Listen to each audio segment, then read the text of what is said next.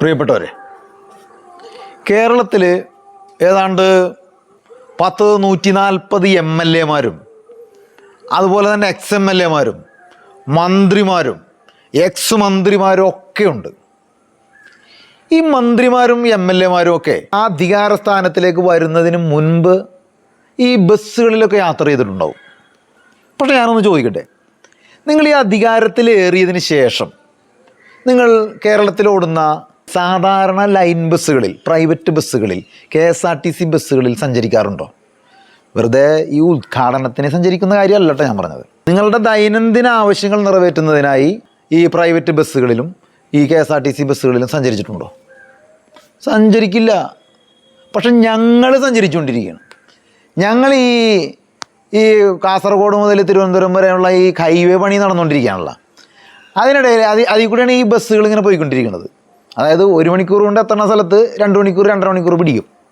അത് പൊടി തിന്ന് കണ്ണിലും മൂക്കിലും ശ്വാസകോശത്തിലൊക്കെ പൊടി കയറിയിട്ട് വൈകുന്നേരം പണിയും കഴിഞ്ഞ് വീട്ടിലെത്തുമ്പോൾ ചുമച്ച് കുറച്ചാണ് വീട്ടിൽ വന്ന് കയറുന്നത്. നിങ്ങളതേസമയം ഈ AC ഉള്ള നല്ല അത്യന്താധുനികമായ കാറുകളിൽ സഞ്ചരിച്ചുകൊണ്ടിരിക്കുകയാണ്. പോരാത്തതിന് ഹെലികോപ്റ്ററിലും ഫ്ലൈറ്റിലും ഒക്കെ സഞ്ചരിച്ചുകൊണ്ടിരിക്കുകയാണ്. നിങ്ങളുടെ ആവശ്യങ്ങൾ നടത്താൻ പോവുകയാണ്. ഞങ്ങൾ ഈ പൊടി തിന്ന് നരകിച്ചോട്ടെ അല്ലേ? നമ്മൾ പറയണ ഇത്ര ഉള്ളു സുഹൃത്തുക്കളെ, അതായത് മന്ത്രിമാരെ MLA മാരെ. അതായത് നിങ്ങൾ സുഖിച്ചോ ഒരു കുഴപ്പമില്ല. പക്ഷേ ഞങ്ങൾക്കും കൂടി ആ സുഖം കിട്ടണം.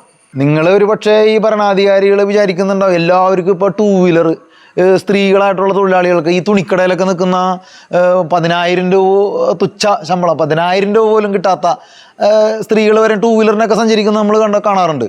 അപ്പോഴായിരിക്കും അവർക്ക് ഒരുപാട് കാശുണ്ടായിട്ടാണ്. ഒന്നുമല്ല, ലോൺ എടുത്ത് മേടിച്ചേക്കണ വണ്ടിയാണ്. അതെന്തുകൊണ്ടാണ് അങ്ങനെ മേടിക്കണമെന്നറിയാമോ? അവർ പണി കഴിഞ്ഞ് വരുന്ന സമയത്ത് അവരുടെ നാട്ടിലേക്ക് വീട്ടിലേക്ക് പോകാനായിട്ട് ബസ് ഉണ്ടാവില്ല. അപ്പോൾ ഈ ബസ് കാത്ത് നിൽക്കണ നേരം കൊണ്ട് അവർക്ക് ഒരു വണ്ടി മേടിച്ച് ഞാൻ വണ്ടിക്ക് പോകാമെന്ന് ഓർത്താണ്. പെട്രോൾ അടിക്കാൻ തികയില്ല. പെട്രോൾ അടിച്ച് കഴിഞ്ഞിട്ട് അവർക്ക് തുച്ഛമായ പൈസ ആയിരിക്കുള്ള അവരുടെ പോക്കറ്റിലുണ്ടാവണത്. അതുകൊണ്ട് വേണം അവരുടെ ജീവിതം കഴിയാനായിട്ട്. അപ്പോൾ നിങ്ങൾ ഒന്ന് കാണണം. ഇവിടുത്തെ ഈ പഞ്ചായത്ത് പ്രസിഡൻ്റ് അടക്കമുള്ള ആൾക്കാരൊക്കെ നല്ല അത്യന്താധുനികമായ കാറുകളിലാണ് സഞ്ചരിക്കുന്നത്, AC-യിൽ. അവർക്ക് എന്ത് പണിയാണുള്ളത്? കൂടി വന്നാൽ ഒരു 10 കിലോമീറ്റർ അല്ലെങ്കിൽ 15 കിലോമീറ്റർ ചുറ്റളവിലുള്ള പരിപാടികളൊക്കെ, ഈ ഉദ്ഘാടനമൊക്കെ അല്ലേ, കടൽ ഉദ്ഘാടനം അങ്ങനെയുള്ള കാര്യങ്ങളൊക്കെ അല്ലേ ചെയ്യണത്. അല്ലാണ്ട് വലിയ മലമറിക്കണ പണിയൊന്നുമില്ല അവർ ചെയ്യണമെന്നില്ലല്ലോ.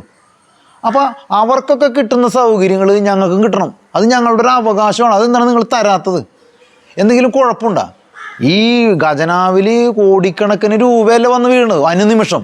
ഓരോ സെക്കൻഡിലും ഓരോ നിമിഷത്തിലും കോടികളല്ലേ വന്ന് വീഴുന്നത്. അപ്പോൾ അത് ഞങ്ങൾക്ക് വേണ്ടി ചെയ്താൽ എന്താണ് കുഴപ്പം? നിങ്ങൾ AC ഇട്ട നല്ല ആധുനികമായ ചില്ലിട്ട് മൂടിയ ആ കാറുകളിൽ സഞ്ചരിക്കുന്നുണ്ടെങ്കിൽ ഞങ്ങൾ സഞ്ചരിക്കും. സാധാരണക്കാർ പണിയും കഴിഞ്ഞ് വരുമ്പോൾ സഞ്ചരിക്കേണ്ടുന്ന ബസ്സുകളിൽ AC ഉണ്ടാവണം. നല്ല ചില്ലിട്ട് നല്ല കൂട്ടപ്പന AC ഉണ്ടാവണം. സാധാരണക്കാർക്ക് കുറഞ്ഞ ചിലവിൽ സുഖകരമായ യാത്ര അത് പ്രദാനം ചെയ്യുക എന്നുള്ളതാണ് ഭരണാധികാരികളുടെ കടമ. അപ്പം ഞങ്ങൾക്കും കൂടി വേണം ആ സൗകര്യം. നിങ്ങൾക്ക് മാത്രം പോരാ. നിങ്ങൾ വേണ്ടാന്നൊന്നും ഞങ്ങൾ പറയണില്ല. നിങ്ങളും AC ഇട്ട് സഞ്ചരിച്ചോ. ഇന്നത്തെ കാലാവസ്ഥ അനുസരിച്ച് ഈ റോട്ടിൽ കൂടെ സഞ്ചരിക്കണമെന്നുണ്ടെങ്കിൽ AC നിർബന്ധമാണ്. ഇപ്പോഴിറങ്ങുന്ന വണ്ടികൾക്കൊക്കെ AC വെക്കാം, സിമ്പിളാണ്. അതായത് പണ്ട് ഈ ഡബിൾ എഞ്ചിനൊക്കെ വെക്കണമായിരുന്നു, AC-ക്ക് വേണ്ടി പ്രത്യേകം എഞ്ചിനൊക്കെ വെക്കണമായിരുന്നു. ഇപ്പോൾ അതിൻ്റെ ഒന്നും ഒരു ആവശ്യമില്ല. അപ്പോൾ അത് എത്രയും പെട്ടെന്ന് കേരളത്തിലോടുന്ന എല്ലാ ലൈൻ ബസ്സുകളും, KSRTC ബസ്സുകളും, സാധാരണക്കാരൻ സഞ്ചരിക്കുന്ന എല്ലാ ബസ്സുകളും AC ആക്കണം. ഇനി നിരത്തിലിറങ്ങുന്ന പ്രൈവറ്റ് ബസ്സുകളടക്കം, KSRTC ബസ്സുകളടക്കം AC ഉള്ളതായിരിക്കണം. AC ഇല്ലാത്ത വണ്ടികൾക്ക്, AC ഇല്ലാത്ത ബസ്സുകൾക്ക് പെർമിറ്റ് കൊടുക്കരുത്.